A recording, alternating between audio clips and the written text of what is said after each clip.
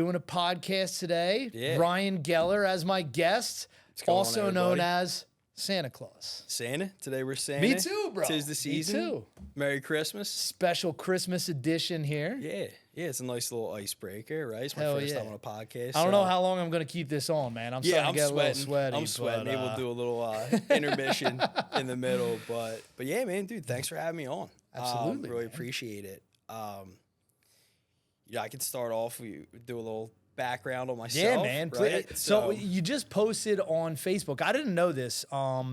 That deal, that duplex over in Holmes was technically like your first real estate transaction that I bought. Correct. Yeah. So let's start there. Okay, so I'm gonna backtrack on that a little Yep. bit.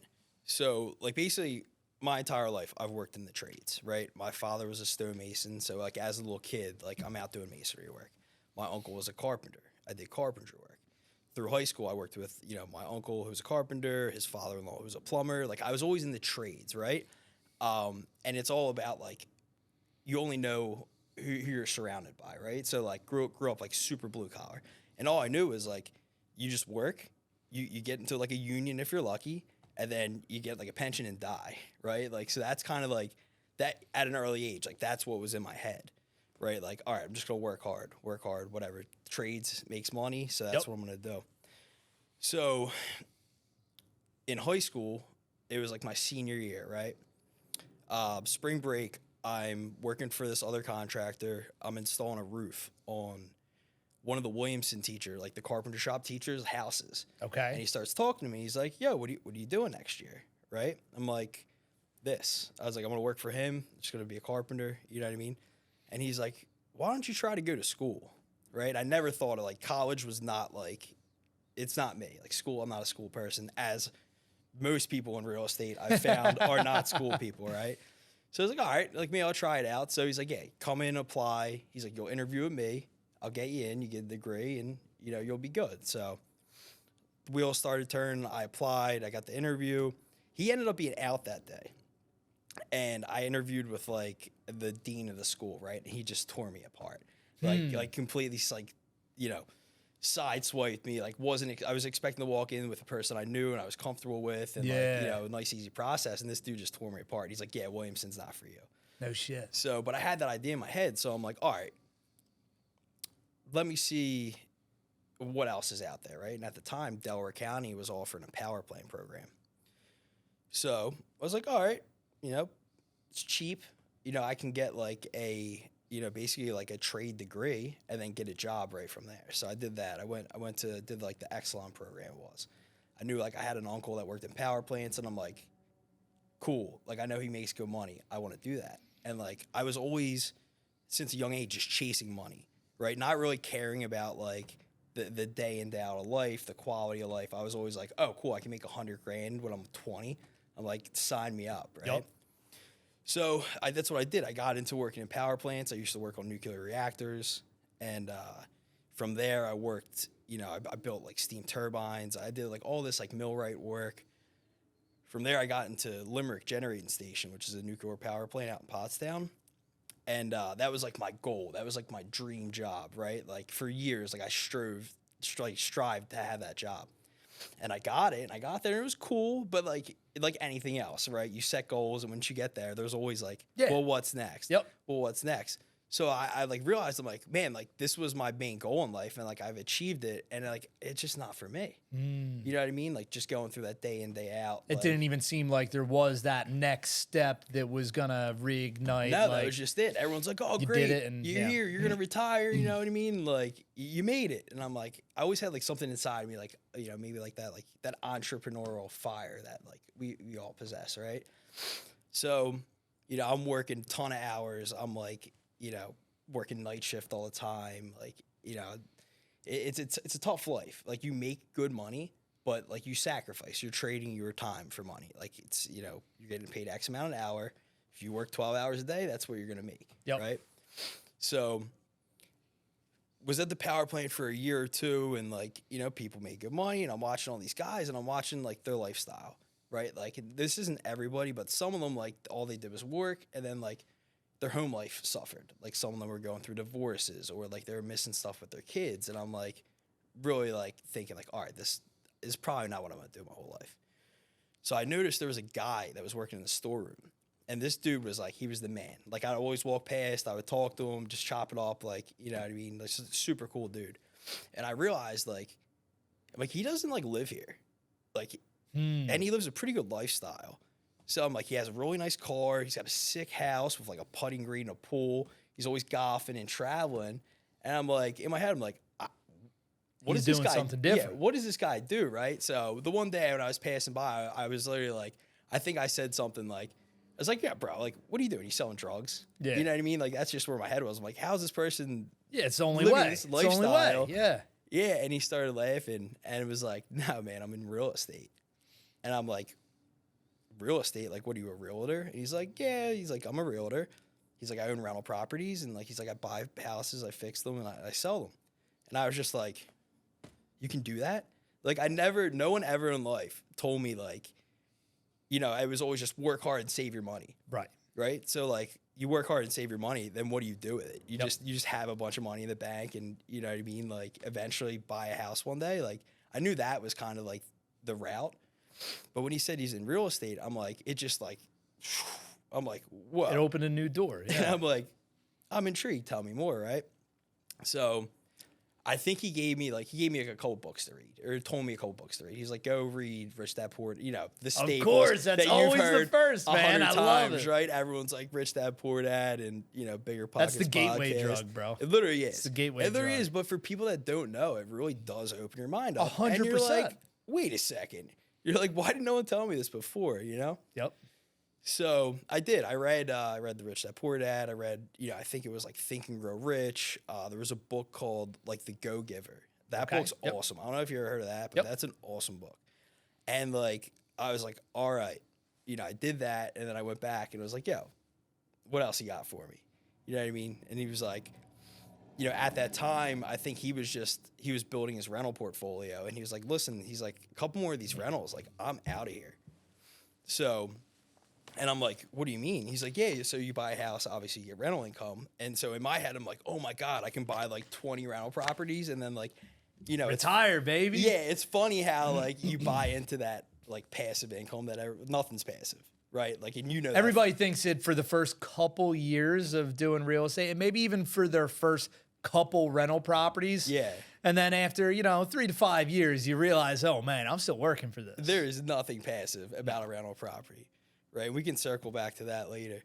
But yeah, so I was like in my head, and you know, I'm like in my like mid-late 20s, and I'm like, oh my God, like, you know, this is just where my head was at that time. Like, dude, I could buy 10, 20 rental properties and smoke weed and golf every day. Hell yeah. That would be like the dream life, right? So, you know, the wheels started turning, and I'm listening to these podcasts, and he's telling me how he's getting into wholesaling.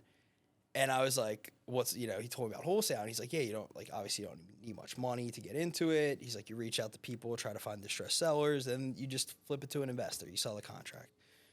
So I started out hot. I literally was like, all right. So I started like calling people. I remembered having a conversation with one of my buddies who was, you know, building homes with his uncle. So I called him, and I was like, yo, bro, I'm like, yo, like I'm trying to get into real estate. Like, you know, what do you guys have going on? He's like, yo, I actually have a property I'm trying to get rid of. I was like, cool, can I check it out? And that was the property in Holmes, right? So literally that was like one phone call. Went and looked at it, and then I'm like, all right, what do I do now? And I'm like, oh, just met you through Dave LeBar. It was like, Drew's in real estate. Let me call Drew. Sent it to you. You stepped in. Yep. A couple weeks later, you're handing me a check for $1,000. And I'm like, you know, $1,000. Yeah, not much, but proof of concept. I was like, dude, I just made $1,000 off like 3 phone calls. 3 phone calls, yep. And like 15 minutes of work. And I was just like, okay. I'm like, this is more... I think there's something here. Something here. Yeah, because like don't get me wrong, like I work super hard, pretty proficient, you know, working in the trades, but like it's just one of those things I've always told people, like the analogy I use is it's kind of like a bad relationship, right? It's like, yeah, she's hot, you know, she's good in bed, but you know, she's a little crazy. I don't think this is the one. So like that's that feeling I've always had, you know, at my W-2 job. So yeah, so like within like 6 weeks to 2 months of like my real estate journey, you know, I flipped that house to you, right? Yep. And then it was around the same time that you started Revamp, Okay. right? Yeah. So I remember like I came in and you were like, you were showing me and Dave your systems. You were using Freedom Soft at the time. I think you had like a machine that like did like handwriting letters or something, Yep. right? Still got it. Yeah. Still got so it. I was Yep. like, man, I'm like, all right, this is pretty wild. I think I even started doing phone calls for you. Yeah. But the thing with that was like, all right, this guy wants to meet at 12 o'clock on Tuesday. And I'm like, oh, I can't. Like, dude, I'm at work, right? So, like, was getting a little discouraged with the wholesaling thing. And then, like, you know, talking with Josh again, you know, he was a realtor. I'm like, oh, like, let me try this out. Like, this seems like I could manage that better while working, you know, 40, 60, 80 hours, sometimes 100 hours a week, right? So I went, got my real estate license. And this was probably like 2018, 2019, I got licensed, right? And like, I didn't know what to do. Like, I just took like, you know, a course. You just did the course, got licensed. Yeah. And... So, you know, I reached out to another kid I knew that was a realtor. It was like, yeah, man, I just got licensed. Like, what do I do now? And he's like, oh, bro. He's like, I got you. You know, he got me signed up with Keller Williams. And it was a great way to start. Like, going to Keller Williams, like super good education, very helpful up front. And basically, like, I just started telling people, like, you know, I'm in real estate. This is what I do, yeah. Investor, I'm a realtor. And having that W-2 job, like, that's how I got a lot of my first clients. Because, like, people already knew me. They knew how I was. Yep. And, like, they're like, oh, I'm looking at buying a house. Like, do you want to just go after work and show it to me? You know what I mean? I'm like, sure, would love to. So I went from, like, getting into real estate to be an investor, because I was just like, yeah, I want to buy rental properties, I want to flip houses, to being like, all right, well, I can't really, like, dedicate the time to do these things. And I just didn't have the resources then. Either. Like, I didn't have, like, you know, capital. I didn't have connections with, like, I knew some contractors, but, like, I just wasn't fully confident that, like, I could do that and, like, be successful with it. And then at the same time, I had a lot of, like, negative opinions coming in from people around me. They're like, you don't want to flip houses. Oh, Steve flipped a house and lost a bunch of money. So, like, I was like other people that you work like, with and stuff. Correct. Like, just in that mentality, right? And it all ties into, like, you become who you surround yourself with. So I was letting, like, a lot of, like, exterior pressures, like, negatively affect, you know, my decisions. Yep. But, like, when I figured out, like, being a realtor, I was like, oh, I can still make money on the side. Like, I hate this term, but, like, it was such a big term at the time, and, like, a side hustle. Yeah. Right. I was like, oh, this is my side hustle. So I started doing it, and I really enjoyed it. I'm like, wow, this is crazy. Like, you know, and I know realtors kind of get a bad rap that they just, like, glorify door openers. But, like, you really, like, you know, you're intertwined with your clients' lives. Yeah, there's more to it than that. Yeah, like, so much more. Like, you go from being a realtor to, like, a marriage counselor, a mover, you're their handyman. Like, you're doing, like, all these extra things. Whatever you need to be. Yeah, exactly. And, like, I always kind of had that mentality, like from the trades, like, this needs to get done. So I'm like, whatever it takes, like, let's do this. Let's, like, make sure you get the best experience. And, like, that's kind of how I would operate, right? Right. So, you know, that was where we at now. So I got licensed in the end of 2018. I sold my first few houses 2019. And I think around that same time, I started, like, giving Dave cash to do flips. Like, nothing crazy. Like, I would give him, like, 20 grand. He would give me, like, you know, some kind of payout back when the project would be done. But that was more just so, like, I just had some skin in the game, could learn from him and, like, learn from what you guys were doing. Close proximity to deals that are happening. I love that. And, like, it was great. Like, I definitely learned a lot. But again, like, it was just a confidence thing. Like, I was just, like I was stuck in the analysis paralysis. Dude, I literally hate all those keywords, but, like, I was stuck. But they're real, you know? Yeah. So, like, I literally just, like, got stuck in that loop where I was like, I knew and I understood real estate, but, like, taking that jump, like, I just wasn't confident enough with it. But at the same time, like, I was still building my real estate, like, the sales, like, transactional sales business, and it was having, like, pretty good success. Like, up front, like obviously it was like my sphere of influence, right? And like I'm very fortunate. Like my sphere is like pretty extensive. Because growing up, like my dad lived in Clifton Heights, my mom lived in Drexel Hill. So I went to like 2 different elementary schools. And then middle school, I went to Drexel Hill Middle School. And then my mom moved when I was in 8th grade. So I went to ETR in Springfield. Then went to Springfield High School. But I still kept all those old relationships with like the people I grew up with. Yep. And then they went to like all. Well, you're a people person, so it makes sense. Just inherently, right? That's because I spent a lot of time with my grandmother. She can literally get this chair to talk to you. Really? Like, bro, she's like, it's insane. Like, she's just like, she can just get people. Like, she's just very friendly, very like authentic and like transparent and just welcoming, right? So I spent a lot of time with her growing up, and like that really like wore off on me. So, when I started getting into real estate, like just from having a lot of connections from growing up, people were like, oh yeah, like, oh dude, like, I'm looking to buy a house. So I really like capitalized on a lot of my friends that were like first time home buyers. Yep. Right. And like it would just build. Like I think the first year I sold like 2-3 houses, then I sold 6, and then like by like 2020, I think I did like it was like 3, 6, 10. Didn't completely double, but then 2021, I think I did like 25 on market transactions. I did like 3 or 4 pocket deals that someone called me, they wanted to sell. I already had a buyer for it.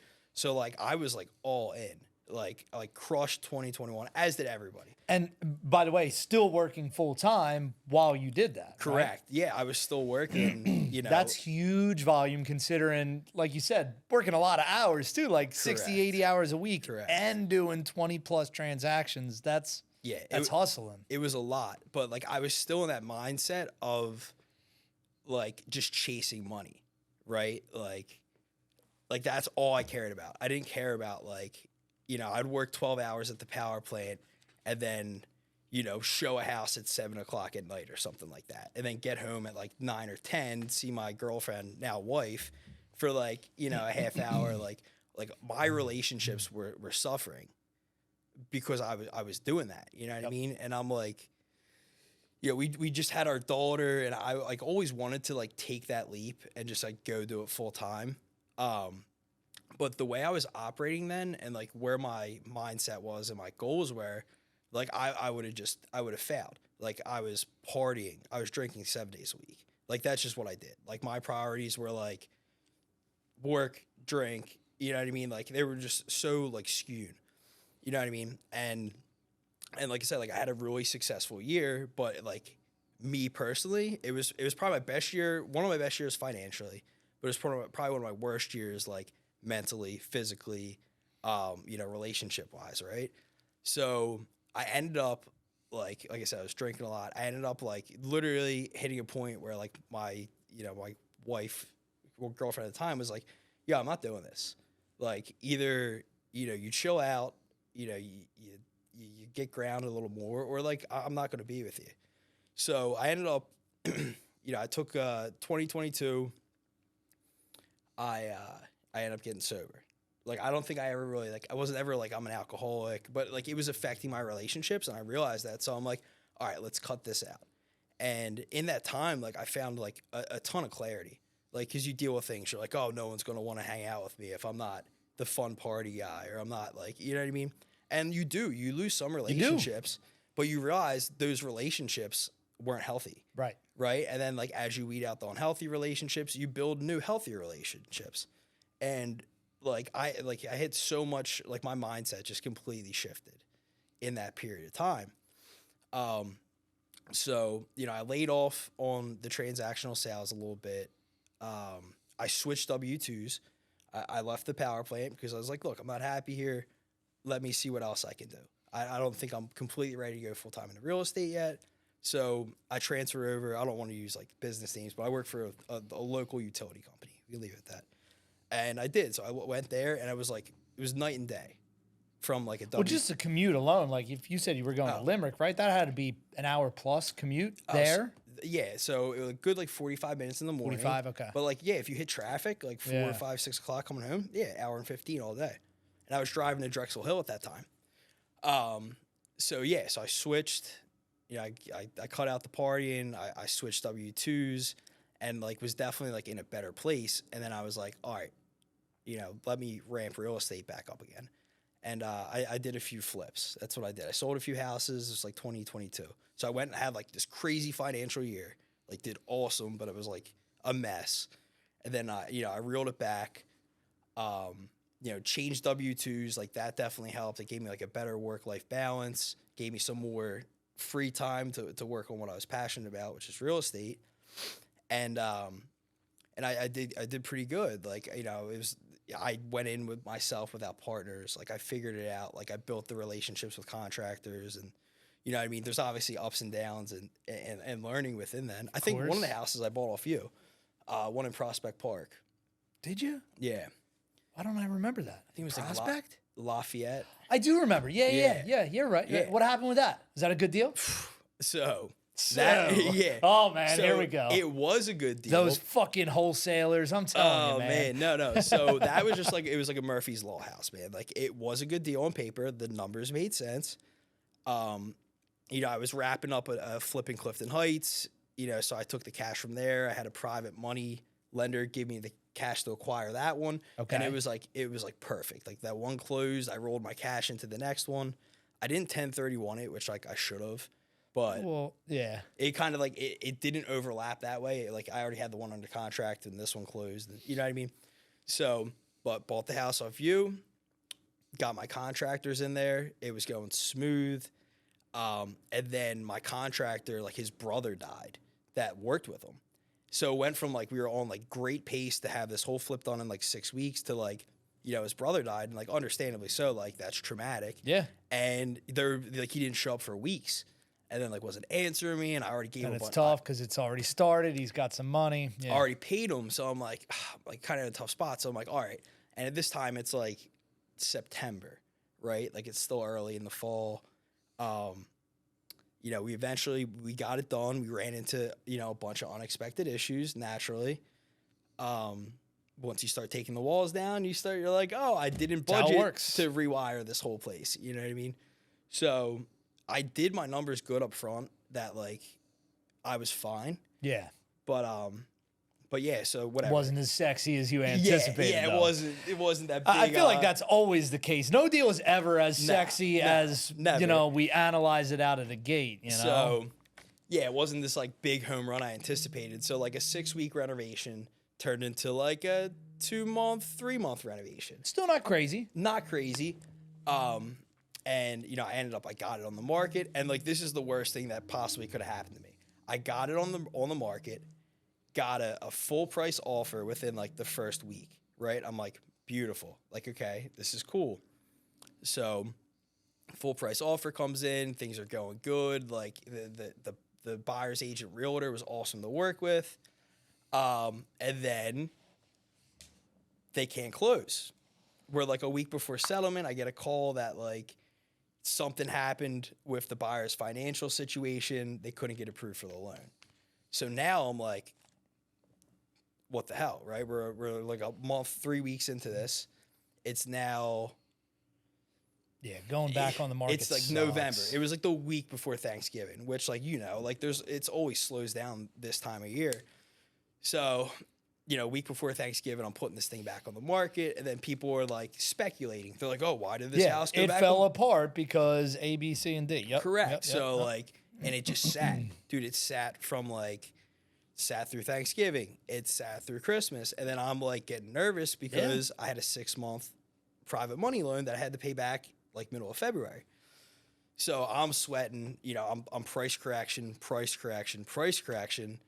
And I finally get an offer, right? So, like, I'm, you know, 30, 40 grand under what my... No shit. Yeah, dude. Under what you already previously sold it at. Correct. Yeah, like 30, 40 grand. So, like, my profit's gone. And I'm like, all right, learning lesson. Let's just get this thing off my plate, get my lender paid off, keep her happy, because I was looking to work with her again. And... we go through the use and occupancy process, right? And getting all this hair in my mouth. Yeah. So, like, you know, in Delaware County, like, There's Concrete, sidewalks. Oh, yeah. bro, everything. So it wasn't just that, right? I was expecting a couple blocks and the sewer lateral and all that stuff. Bro, they made me put a 2-car driveway in this house because there was some fly-by-night ordinance in Prospect Park to amend a parking issue that any home that was bought and sold with, after a certain date had to install a 2-car driveway to meet UNO. And I'm like, this is insane. Yeah, you guys are just holding me hostage. Literally holding me hostage. So like my back was kind of against the wall because I was trying to get it sold. So I was like, all right, whatever. How much can it cost? So I call my boy that does concrete. Bro, it cost me like $12,000 because to get the permit to be at the certain depth of concrete for a driveway. It's gotta be 6 inch. Oh, dude, it took up. You could have done asphalt though, right? I probably could have did asphalt. I know that now, but like I said, I wasn't thinking. I was just like, what can I do? You're panicked. I was like, come slam concrete here. Let's be done. Had to put it, dude. It took up the whole yard. The buyer was pissed. I had to put like a new fence up, but it was like an extra $13,000. I didn't expect that to spend, right? So that one was a loss. Shit. And I was like, just pulling my hair. Was that the first flip that you did too? That was like the third or like fourth one. Okay. By that time, that was like my third or fourth. But it was the first one that like I got. Yeah, I got a skinned knee on. In hindsight, losing $12,000 is like literally like pennies, right? But at that point in time, like that was a lot of money to me. Yep. So I had that happen. Then that was leading into 2023. And I was getting married. We were traveling a lot. So I basically took like all 2023 off of real estate. My wife was like, chill, be present. Like, let's do our wedding thing and let's enjoy each other. So like I sold a few houses.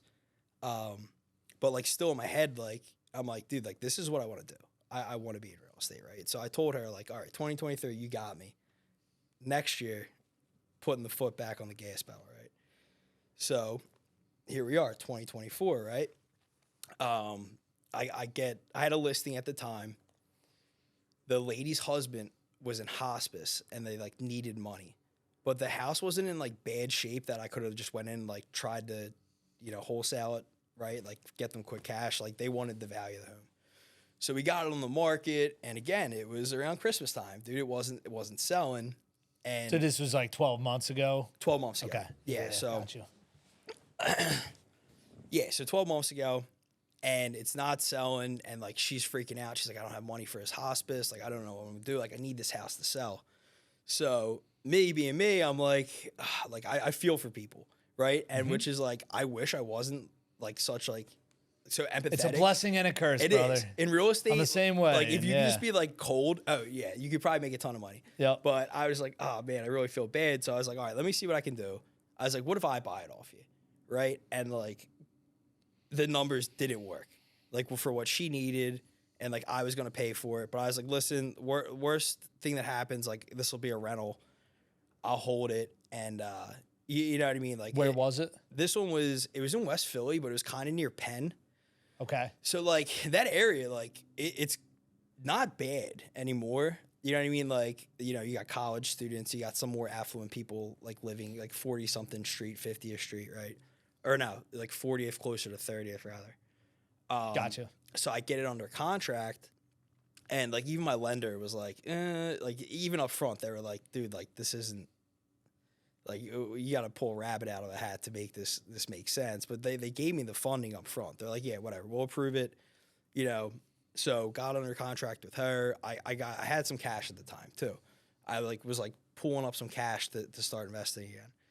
So her husband ends up dying, and she's like, oh, well, I can wait this out and get more money for my house now. And I'm like, all right, well, I just jumped through all these hoops to get this financing. Yeah. And then my lender too, she was like, yeah, we don't want to do this. So it worked out. Like they didn't want to give me it was stars weren't aligning. Yeah, they weren't aligning. And it was I was cause I really wanted to get back into flipping. And I'm like, this will be the first one to get, the juices flowing again.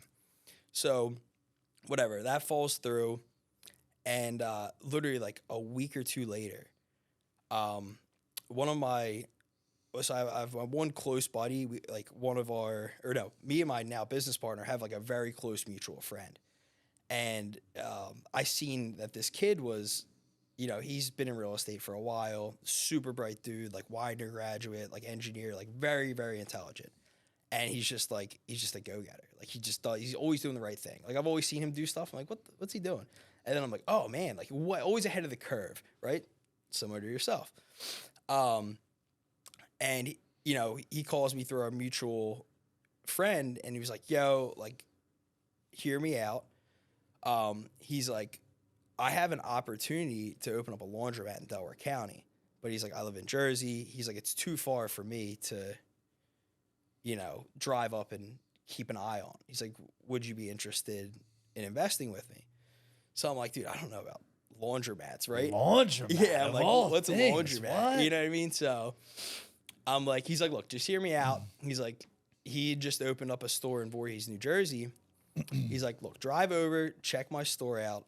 I'll show you how we run it. When you say store, you mean another laundromat? Yeah, another laundromat. He had already, you know, he had kind of proven the model already. Correct. And like he owns a bunch of rental properties too. So like I know like he understands investing, right? And like he has a proven track record of it. And I know he's a great person.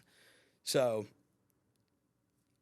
you know, so I go check his one in Voorhees out, and it's beautiful. Like, you know, you walk into laundromats, like I don't know if you have any experience with them, but like most of them, they're run down. They're like, there's lights out, there's machines broken, there's sometimes an operator in there smoking a cigarette. Yeah. Right? Like, they're not like the most welcoming place in the world.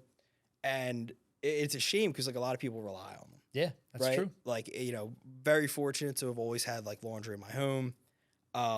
You know, I'm sure, I don't know if you had to use laundromats before. I did, yeah. Well, when I lived at the apartments in Prospect Park down by 420, we had to use a laundromat. Yeah, you got to do it. Like it's part of life. And I seen this laundromat. I'm like, dude, like this is like he did it really nice. Like he renovated this place. Like it was beautiful. And he's like, yeah, so my landlord here owns shopping centers over in Delco, and he has an opportunity, but he's like, my buddy was like, I want to take advantage of it, but like I said, like it's too far. Like it would be a struggle for me to get it to pan out.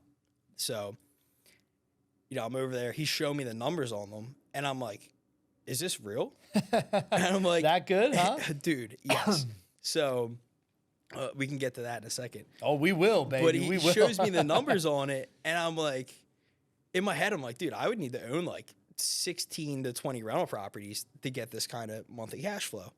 So, like, obviously, you don't get the appreciation and the long-term value of owning real estate. Right. But from like a cash flow perspective, they print money. Yeah. And I was like, all right, like, what do we have to do? Like, you have my attention. I'm in. So, you know, we look at the Sharon Hill place that's, you know, about to open up in 2 weeks. And, bro, it was a nightmare. This place, like, the machines were like 40 plus years old. You know what I mean? Half of them were broken down with like clothes still in them, and it smelled like cigarettes. It was a mess, right? But, we got like, since he had that relationship, and this is why like I'm big on relationships, like, because you never know. Just be a good person, you know, be yourself. Relationships are everything. That's it, right? And this was a relationship that he established, you know, just from doing the right thing over time, and people trusted in him. So the owner of the shopping center was basically like, look, I had this up on Biz Buy Sell for like, or the previous operator had it up for like 200, 300 grand. Right? And it's not buying the real estate. It's just buying the business. That's just buying the business. Okay. So, and he had it sold. This dude had the place sold for like 2 something. And the previous operator, I guess, like, you know, on the 11th hour, something happened and the buyer backed out, and it sat. So the landlord was like, listen, the operator's evicted. He's out. He wasn't paying rent. You know, we assume the business now. Give us 25 grand for it. Or I think he asked for like 40, but this is where like my business partner Justin comes in. He like loves the art of the deal. Like he just loves negotiating. So like, look, if someone's like, yeah, you can take this $300,000 business for 40 grand. Oh, dude, I'm like, take my money. Yeah. Yep. Well, he's like, wait a second. How about we get it for 25? So we got it for 25,000, right? So, you know, which is even better, which makes the numbers work even more favorable. Because it's just like real estate. You find an opportunity, you do your numbers, and if it makes sense, it makes sense, right? Yep. So we get in there. It's a bigger store. It's like 2,000 square feet.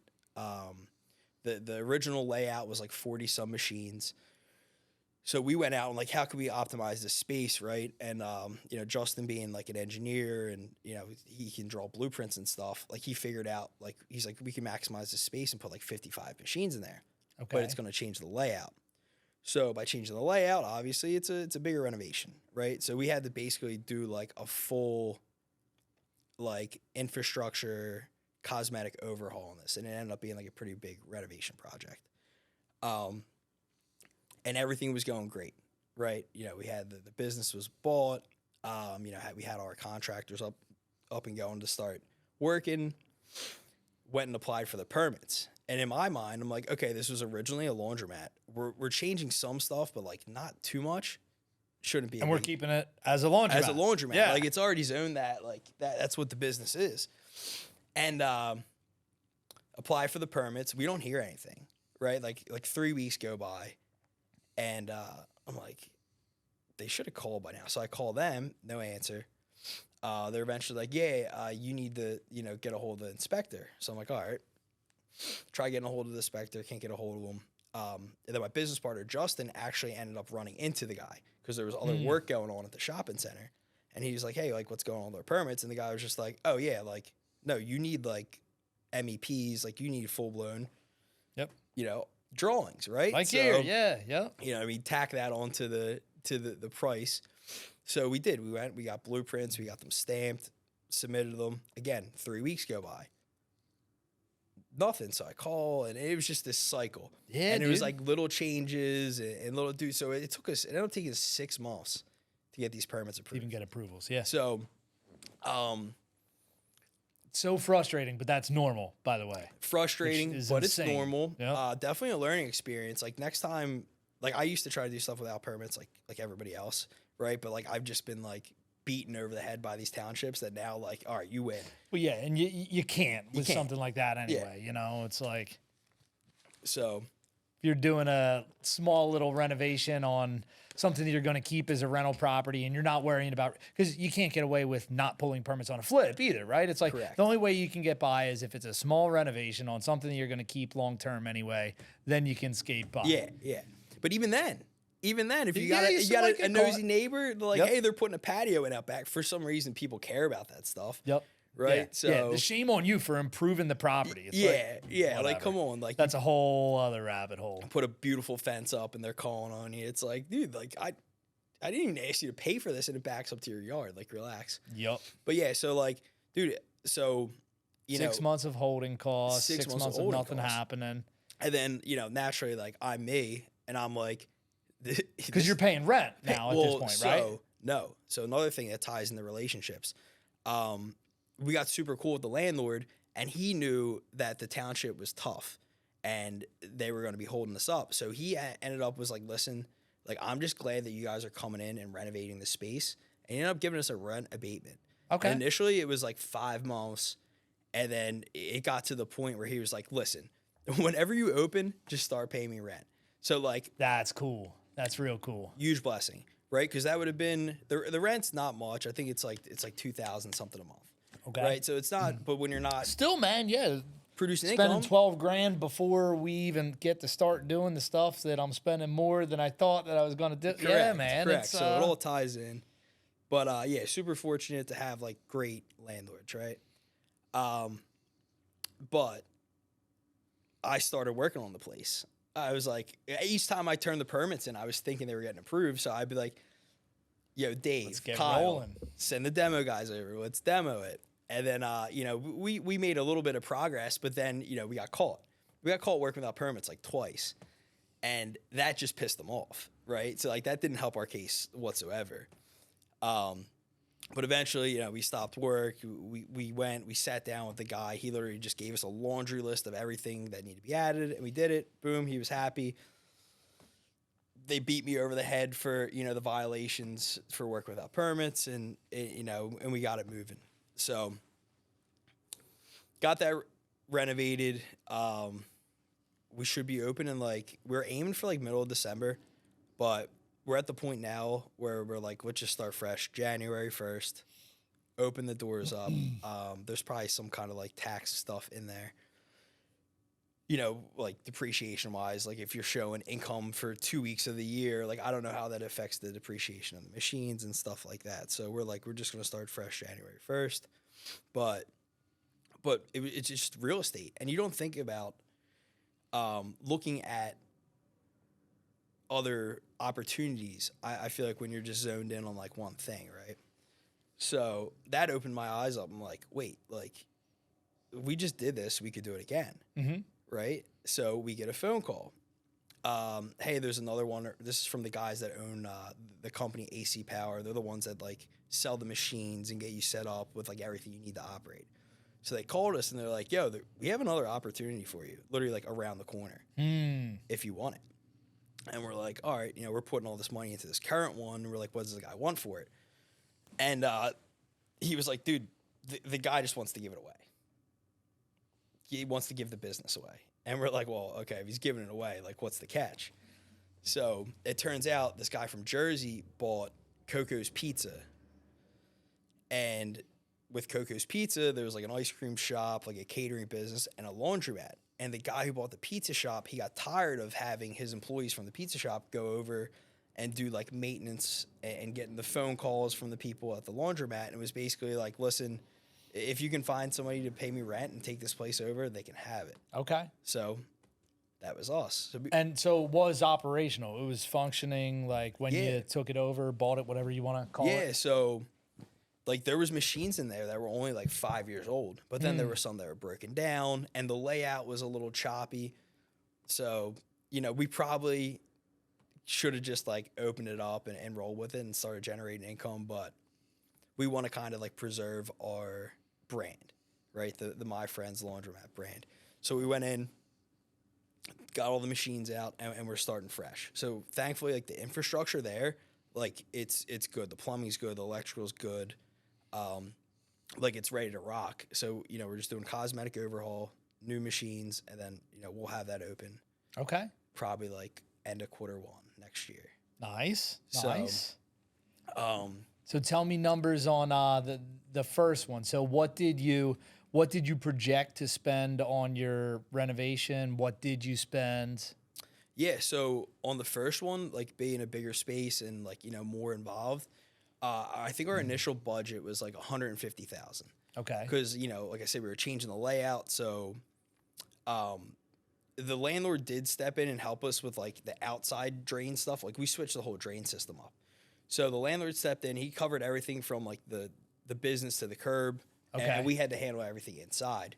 So we budgeted $150,000, and that was, you know, the demo. That was all new water lines, all new sewer system,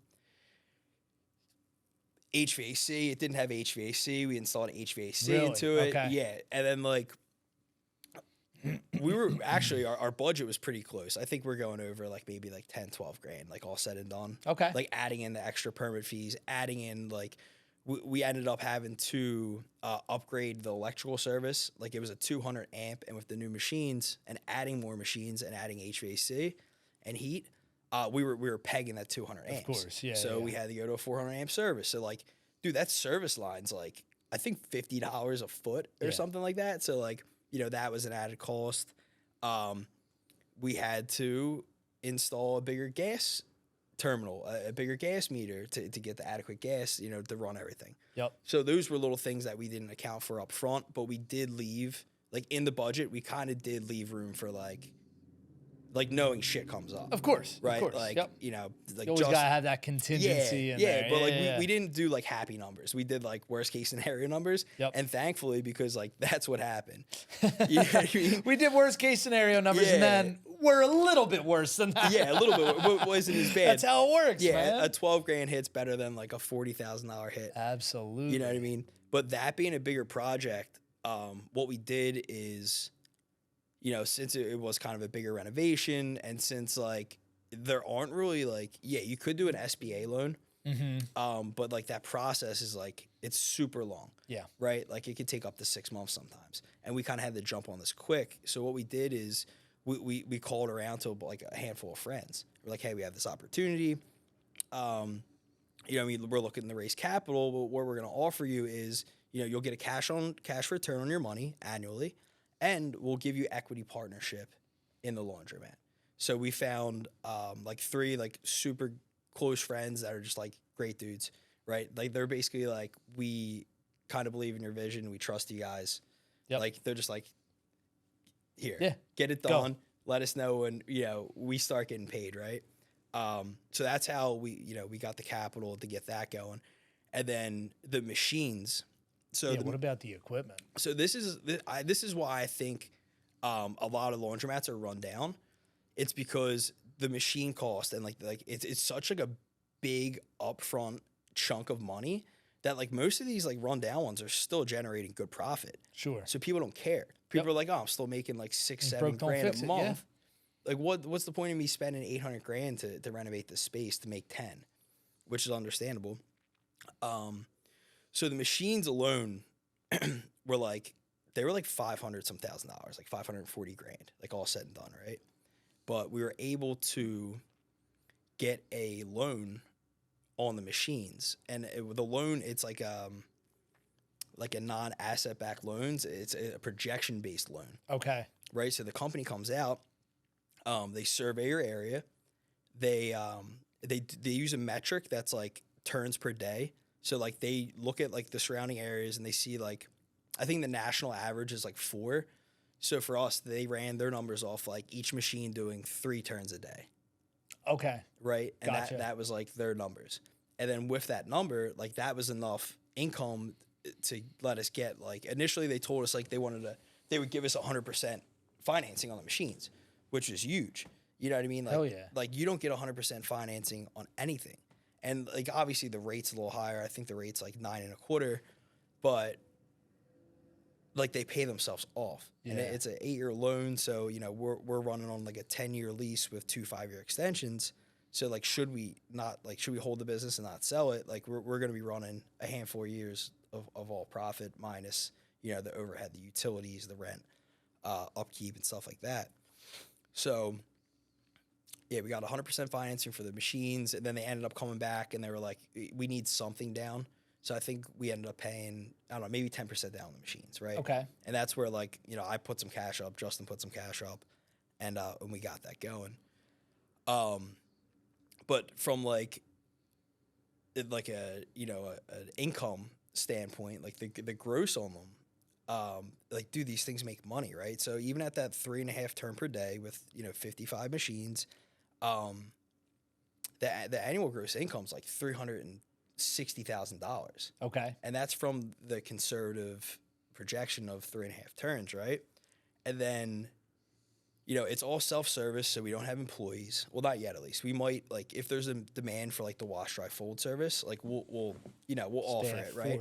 Yeah. So basically, all that does is, like, you know, you offer that service and it pays for the tenant to be there. It's not really revenue producing.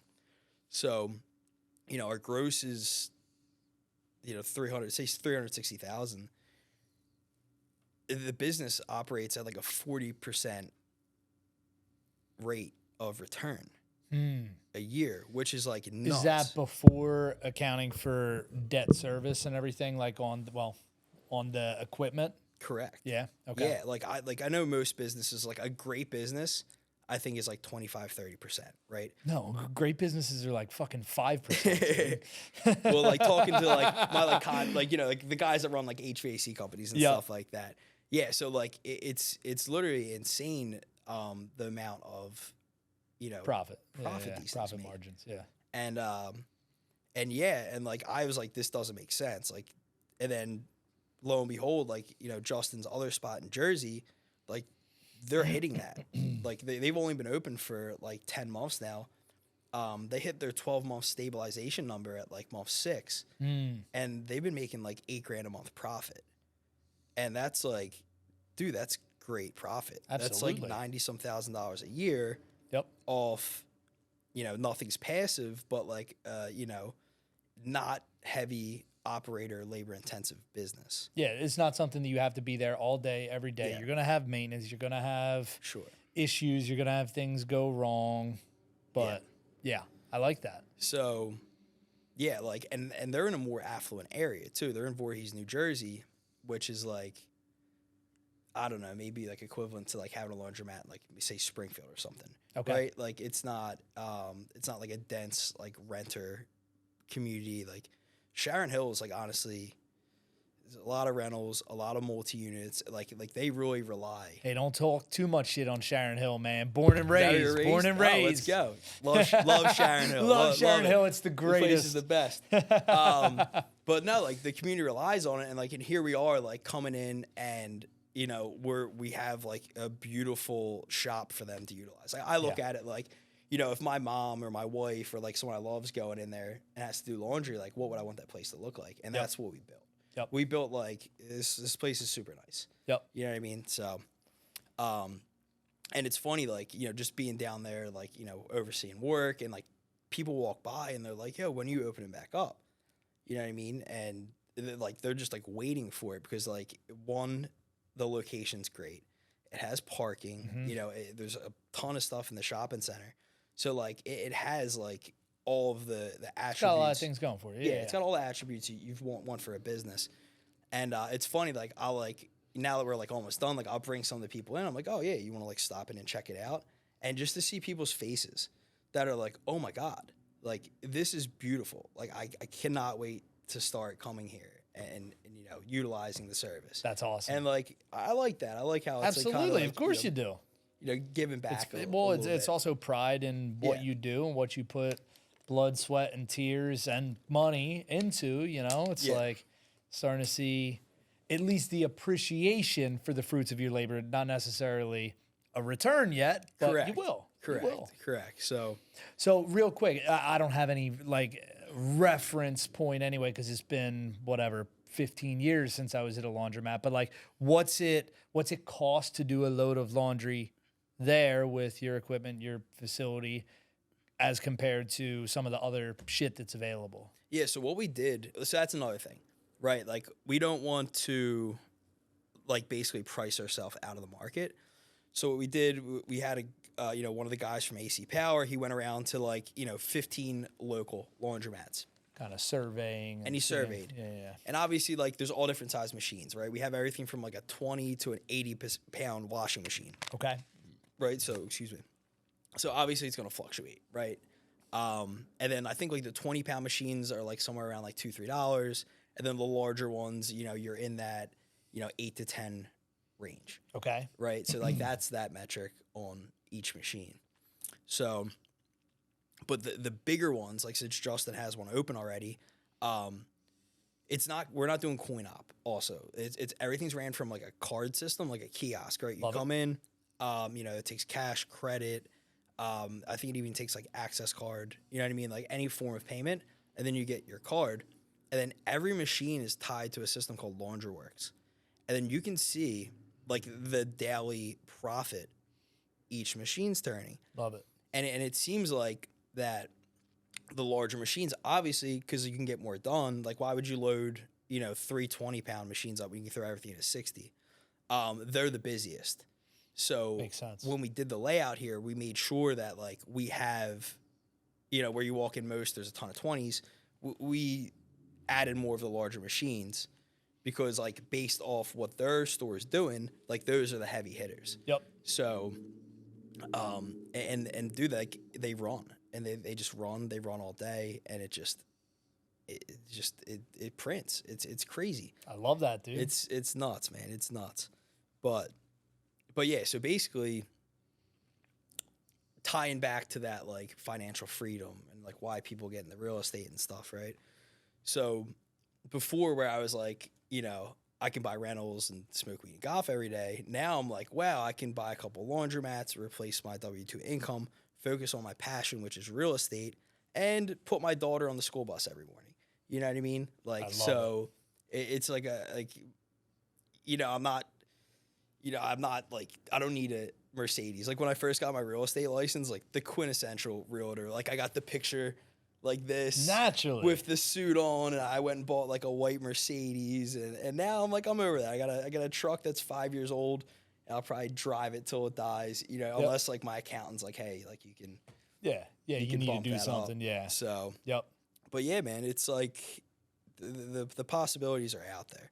So I am still at my W-2. You know, I it's a good job.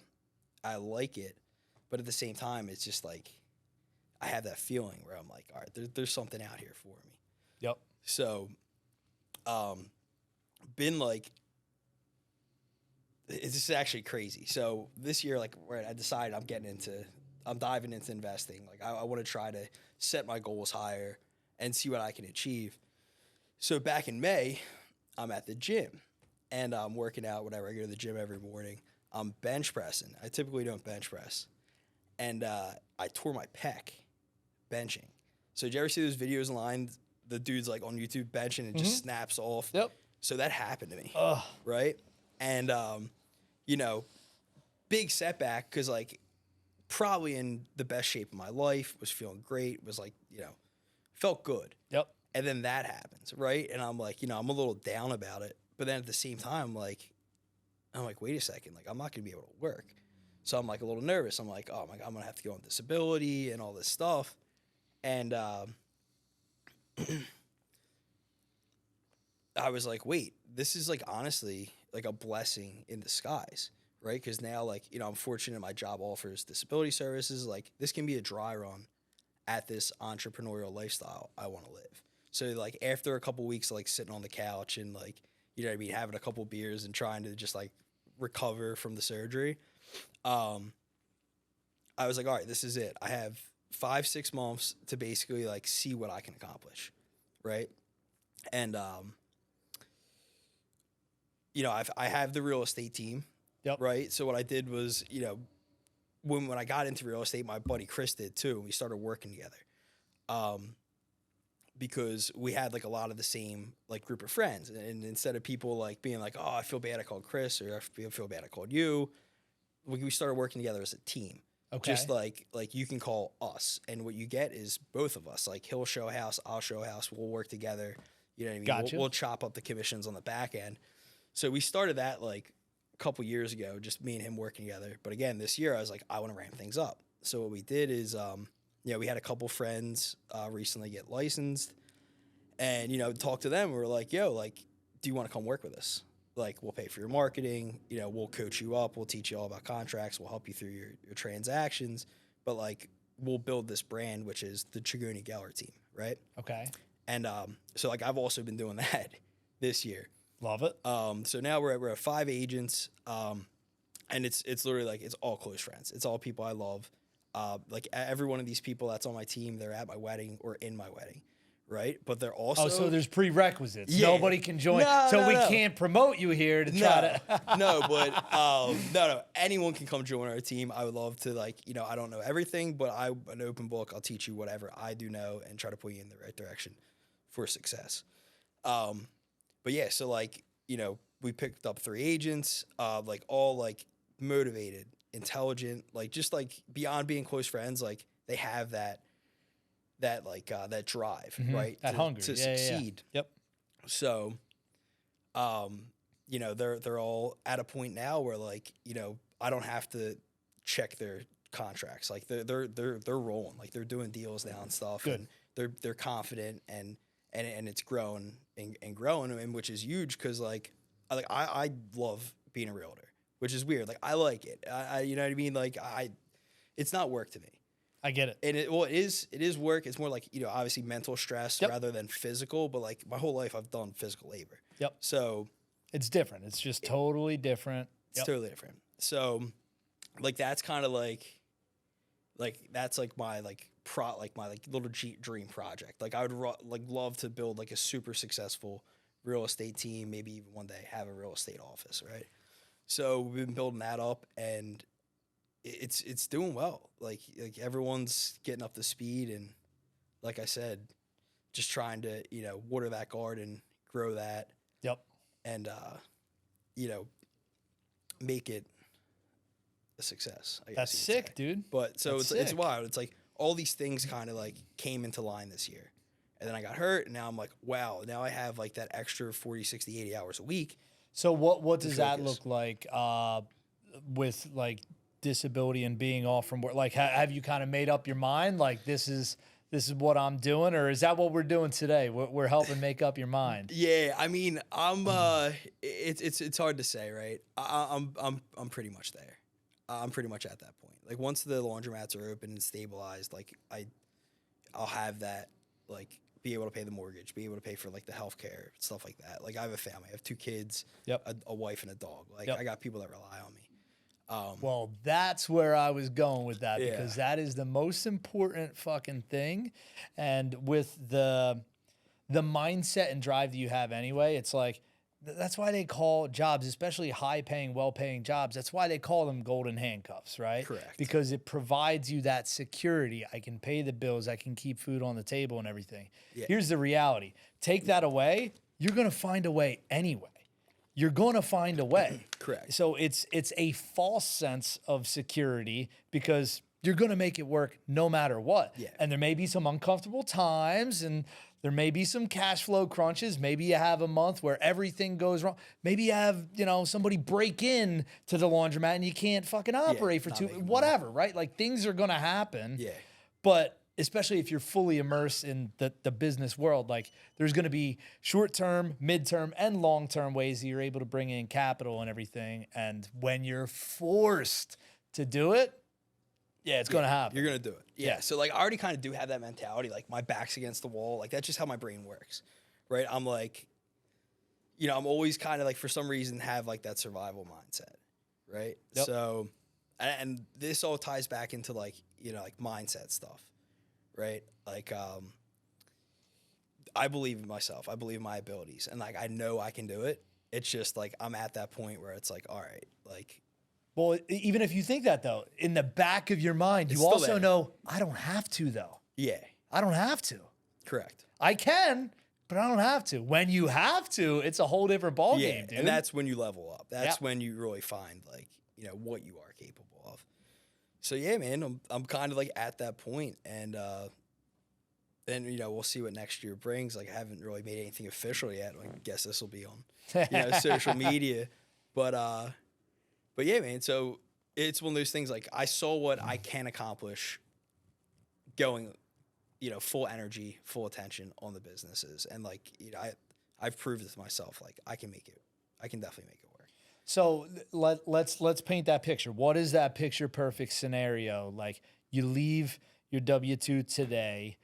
Obviously, you got both the laundromats going on. Like, what would you like to do? Would you still kind of divide your time and attention between like the laundromat, the retail stuff, and still take on like flips, or? Correct. Yeah, that's kind of where my mind's at. I know, like, everyone kind of tells you like the riches are in the niches, right? Like that's the phrase, like focus on one thing, like become a good real estate agent, become a good flipper, become a good wholesaler.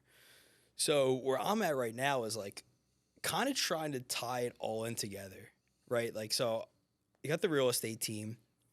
I want to do flips because like I enjoy it. Like I think it's awesome. Like the fact that like I can build a home and employ people. Right, like just take an idea and like create money for people. Like that's awesome. You know what I mean? And then at the end, you have a finished product. You're like, wow, I built this beautiful home that like someone's gonna live in for the next X amount of years and have a life in. Like that's awesome. And I love that idea. So right now where I'm at is a lot of our business has been drawn off our sphere of influence, right? And we've been like doing pretty good with that. But now I'm like, all right, how do we take this to the next level? And, I look at people like you and like Nick Massini and, I got like Michael Ho up in Bucks County, like all these people that are like operating at a super high level. So I'm like, well, what are these guys doing, right? And I actually had a conversation. I did one of those like book a call with Nick. Type deals. Like it was like $200 and he hops on like a half-hour phone call with you. And it was great. He literally broke down step by step. He's like, this is how I run my business. Right. And at the end of the conversation, I had one of my agents on there and like, it was more like, I wanted her to hear his process because I'm trying to like coach them up on it as well. And I was like, Nick, if you had, one thing you wish you knew when you first got into real estate, what would it be? And he was like, he's like, real estate's not about transactions. It's about marketing. right? And that like really resonated with me. I'm like, okay, I think marketing is really what I'm missing.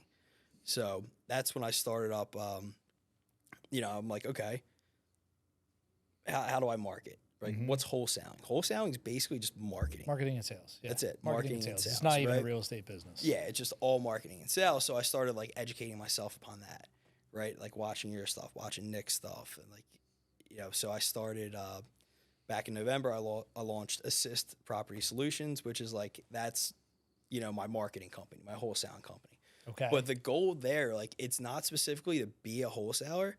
It's just to learn that end of the business. So like I can market to people, find motivated sellers, and then, with the transactional background, with some flipping experience, like I can go in there with like multiple options for them, right? Yep. Like going first, like, can I buy this house, right? Like, is this a good flip opportunity?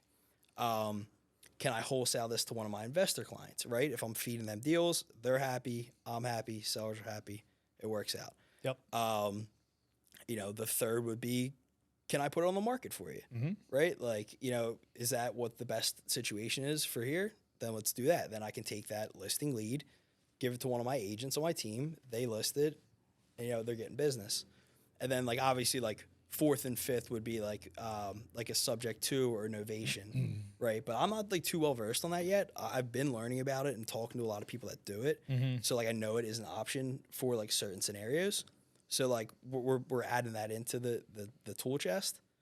But that's kind of what I'm focused on right now in the real estate realm is just like learning about marketing. I've never worked sales in my life, right? Like I don't have any, a lot of people that do like the cold calling and stuff, like they did it for like an insurance company or some kind of sales company first and like had those skills to carry over to real estate. Yeah, they have those bad qualities and characteristics that you don't want to burn in. And so so I'm just trying to learn that because I know it's essential to have, whatever, a successful real estate team, a successful flipping business. I know like it's a good thing to know. It is. Right? It is. I would say I would caution you to not going too deep into it, to your point earlier of focusing on one thing, right? Because in order to be good, successful, and profitable in it, it is, you already know, like it's very involved, know? Correct. And it's also a money-eating machine when you're talking about marketing, right? Yes. Yeah. Lots and lots and lots of money.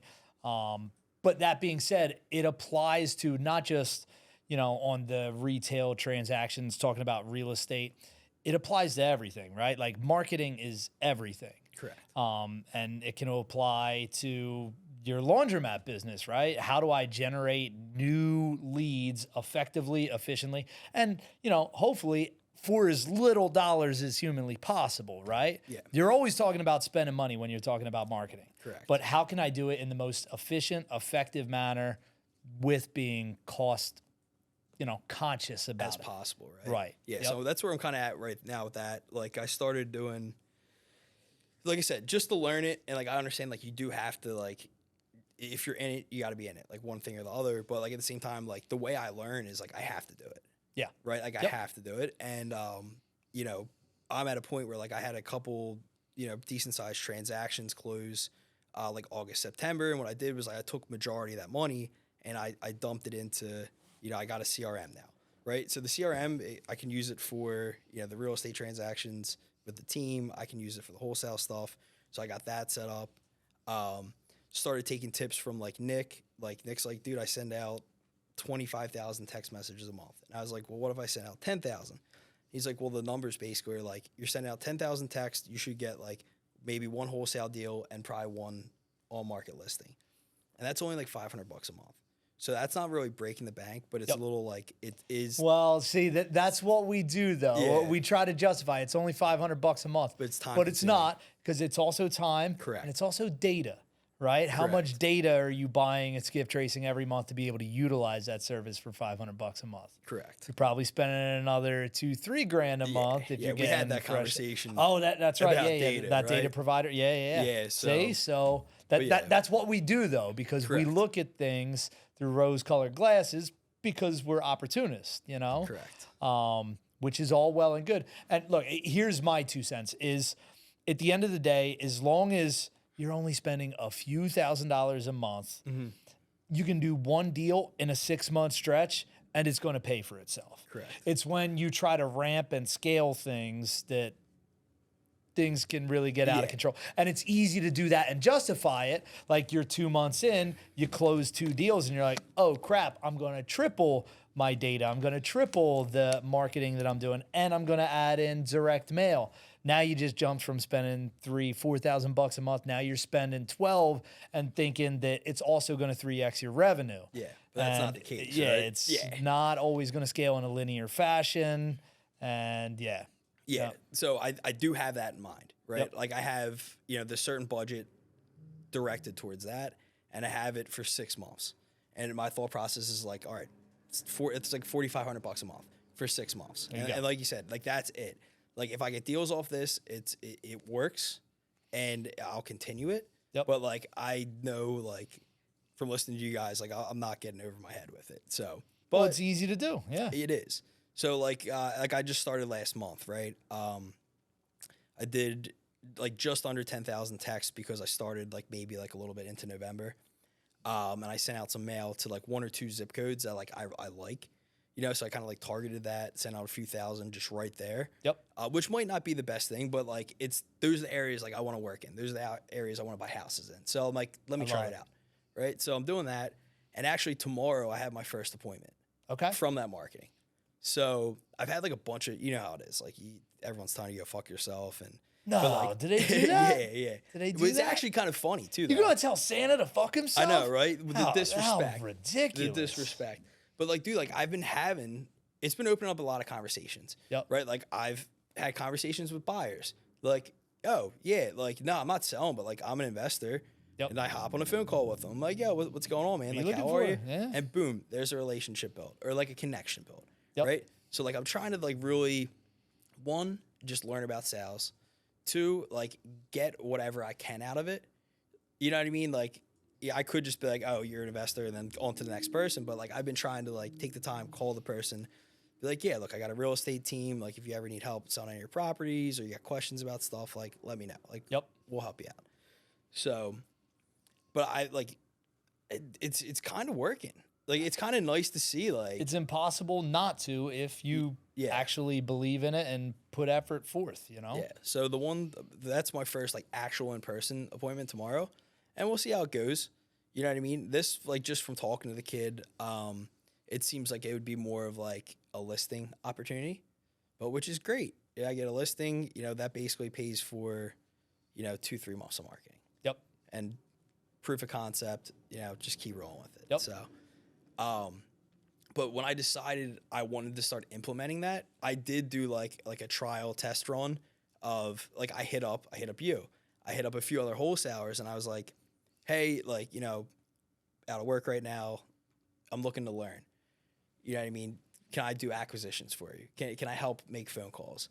And my one buddy, Josh, who actually was the guy who got me in the real estate initially, he runs a pretty good size wholesale outfit out of Reading. Okay. But they get Delco deals. So I hit them up and I was like, yo, like, you send me Delco deals. Like, do you need help with the appointments? And they're like, sure. Hell yeah. Right? Like, yeah, like when they come through, we'll send them to you. So, I go on probably a couple appointments a month for them. And it's good. Like, I'm getting those, like, yeah, like I'm not expecting to get paid out of it, but like I'm learning. I'm getting those reps in. I'm getting to have those conversations with sellers. I'm getting to see the situations they're in. Yep. And it's been great, but like that kind of, so I didn't jump in like completely blind or cold. Like I made sure like let me see how this works, and I felt comfortable with it. Actually, I got a listing out of it. There you go. Great older couple, like awesome people. Their house just wasn't a cash offer didn't make sense for them. Yep. So we got it listed. I'm helping them move to Virginia. They're gonna retire down in Virginia. Nice. They're super happy, and like, dude, they couldn't be more grateful. Like, and that, like, I love that. You know what I mean? Like, that, it's kind of selfish, but, like, that gratification of just helping somebody. 100%, like, dude. It's awesome. Even the headaches it comes with, like, that's just the business. But. Yep. Well, and that's the thing, too. And I'm sure that, it's slightly different on the retail side, but like on the investment side, it's like sellers love us at first. And then usually by the time settlement happens, it's like they're impartial. They don't really care. They kind of forgot about all the hoops that we jumped through to get a transaction done for them. Like we handle everything. Like they don't realize how simple we make the process, you know? And yeah, it's mostly a thankless job. But every now and then you get somebody that's like, oh my God, I realize what you did. I've sold other houses before and I see like that you made this smooth, you know, and thank you so much. Like we've had people at our settlement table like crying, thanking us, you know. That's pretty cool when it happens. Yeah, it feels great. You know what I mean? You know, not every transaction's like that, but seeing that like, you know, people are grateful, you know, for the work you're doing, like that's everything. Yep. Right? You want that. That makes you feel, you know, whole at the end of the day. Yep. So, but yeah, man, that's basically where I'm at. Do you think realtors are going away with the NAR thing? With the NAR thing? Nah, I don't think so, man. I know like the media, as the media is like all doom and gloom over it. And like, dude, to be honest with you, I haven't really seen a change in my business because like it's just a conversation everyone should have been having for a long time. And like, I'm guilty of it, but like I always explain it to people, I'm like, listen, like, yes, you're going to pay the full 5% as a seller, but look, you're buying a home that's twice the value. Would you rather pay on this house or do you want to pay on that end? And like, another thing is the way things are priced in the market, they're kind of priced at having that 5-6% built in there, right? Yeah. And like you know, up front, obviously, like August, September, like people were like, "Oh, well, I don't have to pay anymore. I don't have to pay anymore." And then they see like, I'm like, "All right, we don't have to offer it. Let's see if we get any showings." And the first thing everyone asks when they call or you know book a showing time, they send you a text or email, "Hey, what's buyer's comp?" Yeah. And if you say nothing, they're like, "Okay, well then we don't want to see it." Yep. Right. And then that's all you're doing is limiting the people that are going to see your house. And like, what's the main goal is to get people in.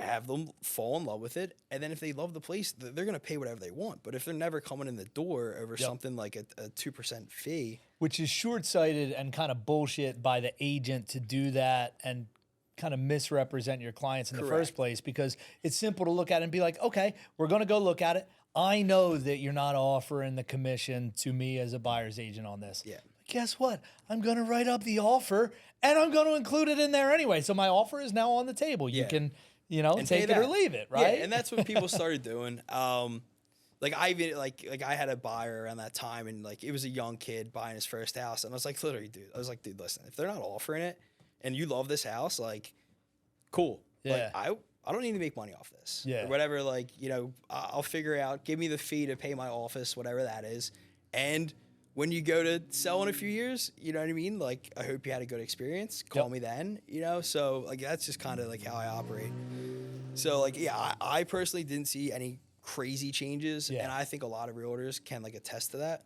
Yeah.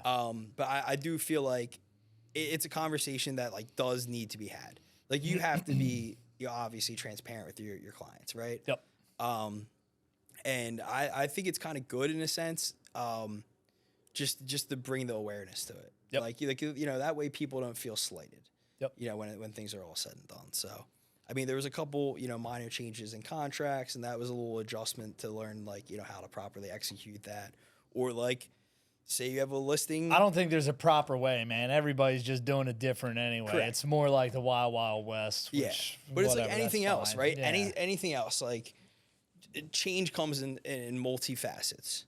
And it's how you adapt to it. Like, if some people see change as like, you know, like the sky's falling. Like, I always say, like, you know, back in Rome 2,000 years ago, there was a guy in the town center with, like, you know, the world's ending, repent. Like, people just, like, have that mindset. Yep. So, you know, and that's how when change happens, it weighs heavy on them. Yeah. But, like, as long as you can keep a positive mindset and know that, like anything else, we're going to figure it out. And well, and like, one of the ways that I like to look at everything as far as skills and the necessity, and look, the reality is it is a matter of time. Agents will go away. Technology will replace them. There's no question. Correct. It's a when, not an if. Correct. But now it could be 30 years down the road, or it could be 5 years down the road. We don't know. But the people that are going to still survive and adapt past that are going to be the people that have exceptional communication skills. Correct. That's the thing that's always going to translate into anything else, because technology is going to replace not just that industry, it's going to replace many different industries, many different professions, right? Correct.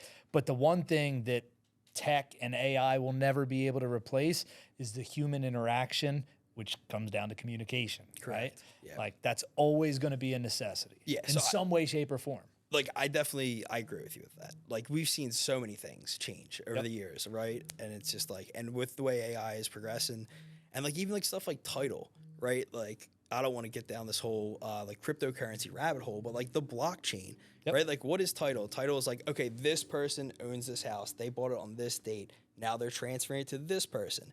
It's just a transaction that's recorded and kept. I mean, why couldn't you sell a house on the blockchain? Because that's just showing it goes from this wallet that's assigned to you to this wallet that's assigned to this person. Right? We can and should, because what we have right now is so fragmented that, you know, Correct. every There's a lot of county, variables. everybody does shit differently, and it shouldn't. Yeah. It should all be the same across the country. And it will be. It definitely will be. And like you said, like I don't see it happening just because the people are like resistant to change. I don't see it happening too quick, but like, in our lifetime, like we're gonna be like, oh my God, remember? Well, the way that it's going to become more widely accepted is people become more open to change when it's making them more money or saving them more money. And in real estate transactions, it's easy. Like you made the reference earlier that people look at buyer's agents as, oh, you just a glorified door opener and everything. It's like, of course, there's more that's actually done by agents on the seller or buyer side. For sure. But from a buyer's perspective, especially if you start to have the conversation of you may be paying for this out of your pocket, it's not being paid by the seller. However, it's actually broken down, whatever. But now it's in people's minds like, wow, I'm actually paying him $9,000, $12,000 for this, and I can go open that lockbox by myself, because they're naive, just like we are when we start a business venture, right? We're naive to all of the other variables and things and obstacles that are involved in it. But that's all they're going to see initially is I can save $12,000, and then it's going to start like kind of a domino effect from there. Correct. So we'll see, man. We'll see. Yeah, but I always try to stay optimistic or pessimistic, but like it's coming, but it's just like, you know, when. Well, right. So you make money and you hone your skills in the meantime, and you try to do everything that you can to just improve as a business professional and a person along the way. Correct. And to your point, the relationships that you're going to build along the way are going to pave the way to whatever it ends up being 10 years down the line, because every aspect of business, whether we're talking about real estate wholesaling, real estate on the transactional side, title, laundromats, everything is going to be different massively in 10 years. Oh, yeah, you know? for sure. Yeah, because like the way technology is compounding, it's like, it's nuts. It's crazy. Like look at cell phones, right? Like I just switched from, I had like an iPhone 12 to the 16, and I'm like, oh my God, like this is like drastically different. And it was only like 2-3 years, right? And even just the thought of having a cell phone, right? Like a supercomputer in your pocket, like 20 years ago, that people would have called you crazy. So, you know, I think it's all relative in a sense. But back to you always being ahead of the curve, you have your software you're building. True. Right? Like that plays a factor into it.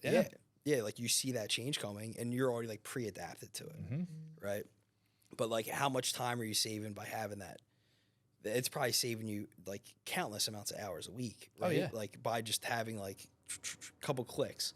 And boom, I don't have to send out 10 grand in marketing. I can just see what's out there from this data that's already pulled up. Already available. Yep. And that's the thing. That's what I tell people all the time that are just trying to flip houses, are just trying to buy rentals, and they start dabbling in the direct-to-seller marketing. And it's like, if that's not your goal to wholesale houses and focus on it and generate X amount of dollars a month or a year and really dedicated focus to it, don't freaking go down that path, because if your goal is to buy flips, buy rentals, you don't want to go start a marketing and sales company. You want a real estate company. Correct. So go buy what's actively available right now. You're going to spend way less money and significantly less time now too, because we have the software to make it, easy to find deals. It's like, you want deals, go buy deals. Don't go chase something else. Deal with all other stuff.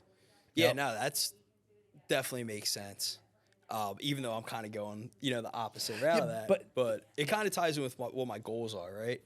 Like, I like to say, like, I'm not, like, money hungry anymore, but I do have financial goals. Sure. But it's more like, all right, like, what level of personal growth, what skills do I need as a person to be able to receive that? If that makes sense. Because, like, it makes all the sense. Like, that's really the basis of what you get paid. What do you contribute to society? What is your product? Ooh, what is man, that hurts a lot of people's feelings. Does it? Hurts a lot of people's feelings. Well, yeah, because it's a tough pill to swallow when it's like, I don't make a lot of money, and that correlates to what you're saying is I don't have a lot of value to the world. Yeah. That's a tough pill to swallow, but guess what? That's fucking reality. It is reality. That's reality. But I don't think a lot of people, like, perceptualize that, like, initially. So it's just like, you don't know what you don't know. Yep. So, like, that's kind of like where my mindset is. Like, not so much like, like I say, I write down, I do the affirmations thing. It's like, I want to obtain a level of personal growth and skill set that I can, net $100,000 a month. Okay. Right. And now that's an affirmation. And then, like, I'm reverse engineering that. Like, what does that take? Is that X volume of real estate sales? Is that, X amount of flips? Is that owning 10 laundromats? Right. And then, like, I just kind of, like, piece those things together and then, like, start square one and then start chipping away at achieving that. That's the way. So I think the most important thing is you are able to travel around the entire world and deliver gifts to all the little boys and girls. Yeah, that's the best. Like, dude, being Santa, you know what I mean? Delco Santa. Yeah, being the Delco Santa. I got the new suit on today. No cigarette burns. Not smelling like Budweiser. I love it. Yeah, that's definitely, that's a plus. So I'm excited, man. I'm excited to check back in with you a couple months after the laundromat's up and running. Yeah, I'll stop back in, man. I know where you're at now, and maybe we can run this back. Every December, we'll do it. This is the holiday special. I love that. I love that. That's a great plan. I'm gonna put it on the calendar. Yeah, holiday special. Every year. This one was booked 6 months out. So you really did. I have never had somebody book a podcast so far in advance. Thankful for, again, technology to put that on a calendar for me, because no way I would have remembered, man. Yeah, no, because I was looking on it and I was like, I knew, like, I had a lot of stuff, like, I was working on and building, and I wanted to be able to come on here and, like, try to add some kind of value. Fresh, right? Like, I didn't want to come like like I just got a laundromat under contract. Like, now I'm kind of at the point where, like, I'm learning some things. Like, if people want to reach out to me and, like, learn about the laundromat business, I love that. If people want to connect over the wholesaling thing, if people want to talk about, transactional real estate, like, you can call me. My social media, you'll probably post it on there. Yep, we'll post it. That's another thing. Social media, I feel like a lot of people, like, as we were talking about earlier, like, you can just get consumed in scrolling.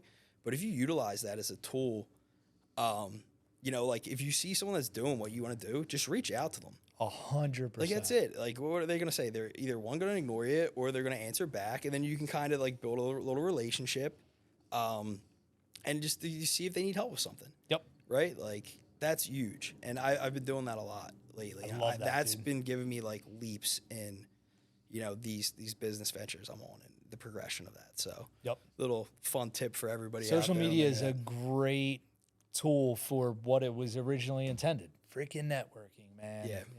Yeah, the you social can meet part. all of the, exactly. Yeah, the social part everyone forgets about. That's in the title of it. You can connect with the best people easily in whatever it is that you want to do, whether it's being an agent, being a wholesaler, people that own and operate 100 laundromats. You can connect with all of them, like, in 2 clicks of a button. Crazy. And I think a lot of people, like egos there, right?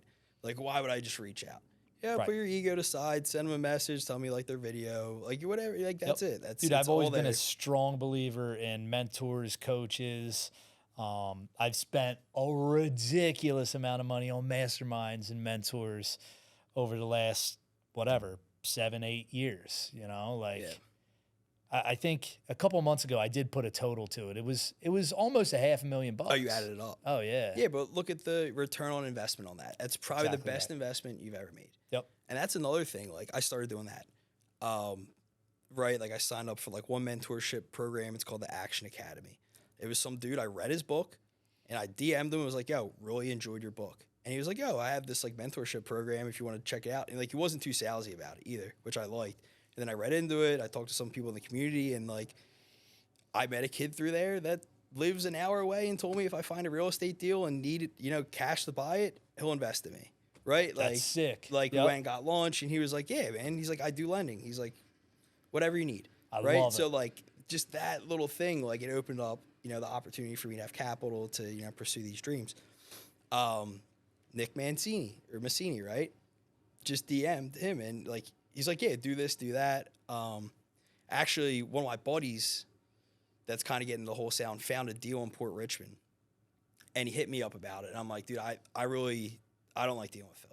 I hate Philly. I don't like dealing with Philly. Yeah, like I like I've Philly. made money in Philly, but Yeah. man, I hate it. But it's just like, it's not my wheelhouse. So I literally told him, like, dude, go on Instagram, send it to Nick. Nick will find you a buyer Get it done. and you'll get it done. And like, lo and behold, like, I think that's closing in a couple weeks. I love it. And then Nick hit me up. He was like, I didn't expect this, but he's like, yo, man. He's like, you sent me, you know, this deal. He's like, when it closes, I'm going to send you something. Beautiful. Right? Like, and that's all just through social media. Yep. Another kid, Michael Ho. Have you ever talked to Michael Ho? I think I've talked to him on Facebook. Yeah. Yep. Dude is the man. He's just a great person, awesome guy, and he's just a beast when it comes to real estate.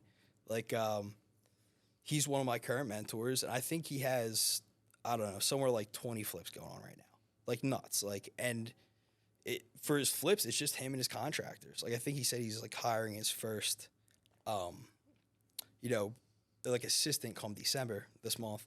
But it's just wild to see his mindset. Yeah. And to see like his drive and just to see like, yo, someone's doing this, right? And like, this is how they're As soon doing as it. you open that pathway and that doorway to see that it's Yeah. possible, man, like that's one of my favorite things that I've gotten out of different like mastermind groups over the years. And yeah, you see it with like an individual mentor also, but like when you're around a group of other people that are on a similar path, similar trajectory, and they're probably around a similar spot as you, but maybe, you know, a few steps ahead, and you sit down, and a lot of times it's like you sit down and have a beer with these dudes and you realize like, wow, this dude's doing 10 million a year and I'm only doing 2.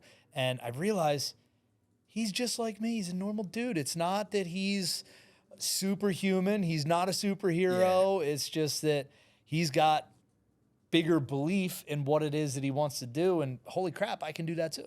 Yeah. And that's huge, man. Like setting goals. Like, I realized like basically everything I've like achieved in my life was at one time a thought, right? Of course. All starts with thought. And it's like, you know, I set that bar kind of low.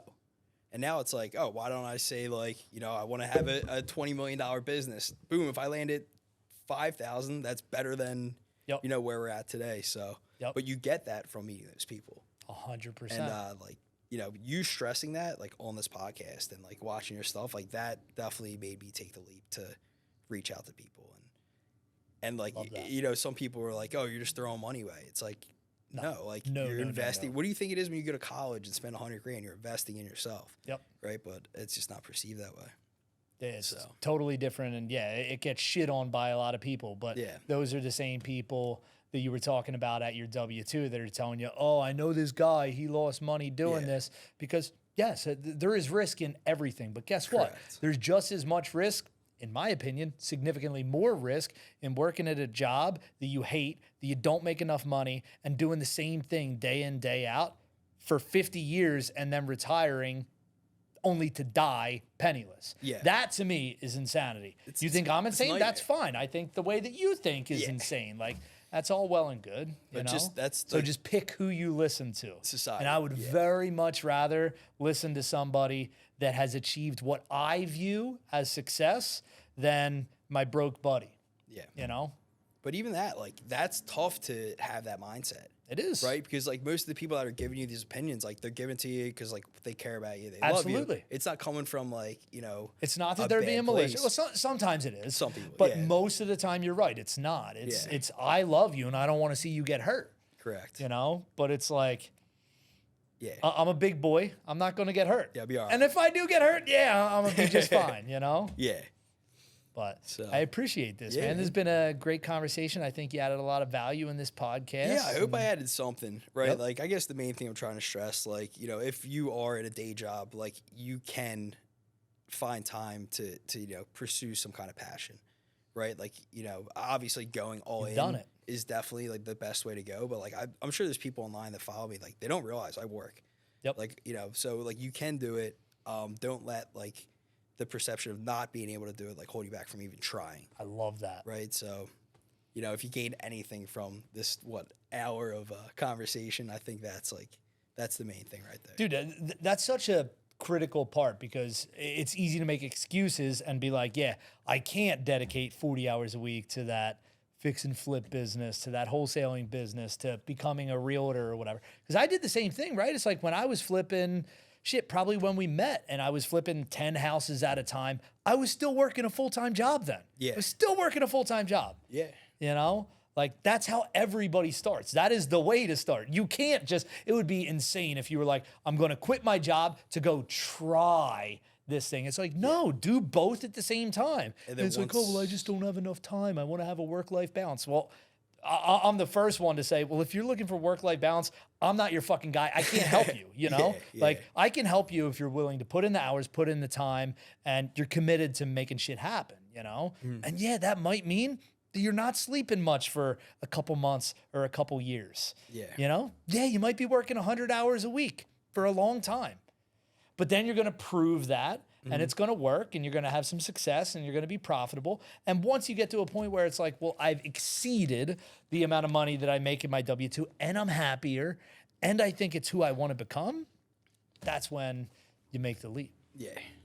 Like you made your mind here today. Yeah, I think, we're there, man. So we'll see. We'll see what the conversation's like at the next podcast. But love it, brother. Yeah, man. I appreciate you having me on today, man. Means a lot. Man. It's fantastic. Thanks, bro. Love it, bro.